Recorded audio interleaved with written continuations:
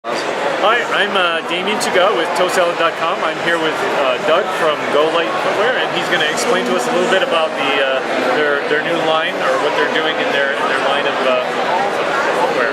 Right.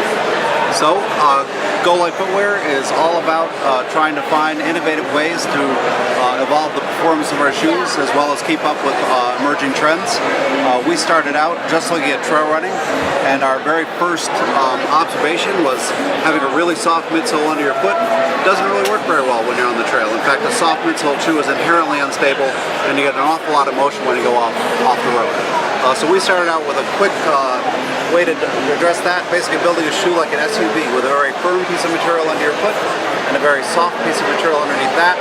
It acts like a chassis, and then the springs and shock absorbers of a car. And we found that this approach to trail running shoes made them about 30% more stable. And then the whole barefoot thing happened, and we listened, and it's hard to sit there and not understand the validity of why in the world would anybody design a shoe that artificially alters the human gait. There's no question that it only is logical that you don't want to change the way you were designed to run or to walk. And so we started thinking about that and came up with our first shoe that had a zero drop heel. And so we started making shoes with no heel lift about a year and a half ago. This is an example. This happens to be on a sole with 350 little lugs. We find that coefficient of friction happens by creating a lot of different edges. And what 350 lugs does for us is it creates more coefficient of friction than any sole that we had made with just a lot of big lugs, with a few big lugs. And so we've adopted this as an approach. We've adopted zero drop heels as an approach. And this season we're taking it to a new place. We listen to people talk about responsiveness and the need for a shoe to respond to the terrain. And there's no question when you do a block of foam with a block of rubber, a shoe becomes more like a lever than anything that's responsive.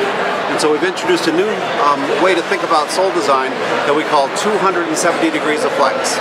And so what that is for us is a sole that is designed to be very torsionally flexible, a sole that's designed to be longitudinally flexible, and a sole that's designed to be laterally flexible. And so we have three different ways that this shoe will flex, so that if you were to hit a rock on the lateral side of your foot, your shoe will actually be able to bend, and your big toe would be able to go down and meet the ground instead of it acting like a lever and just throwing you over. And so this is our new concept. We put it in a trail running shoe for men that has a Gore-Tex membrane, a BOA closure system, and the Vibram sole and an Ortholite footbed. This shoe, with all of that stuff, came in at about 10.5 ounces, which we're pretty happy with. Not a minimal shoe, but certainly a lightweight shoe with a lot to offer. We also did it in the non-Gore-Tex version. This is called the TR63, same sole, same approach. This shoe weighs about 9.5 ounces. And we did it in women's. Here's the TR63 in women's. All the same features and technology, including a stretch fit system, so there's no tongue and no gusset, no layers. A secure fit that keeps crap out. And this came in at 8.4 ounces.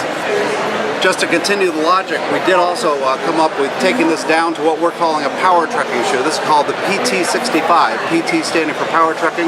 And now for a person that just needs to go for a high adrenaline fitness walk, we think this kind of shoe would be perfect, also at about 8.5 ounces.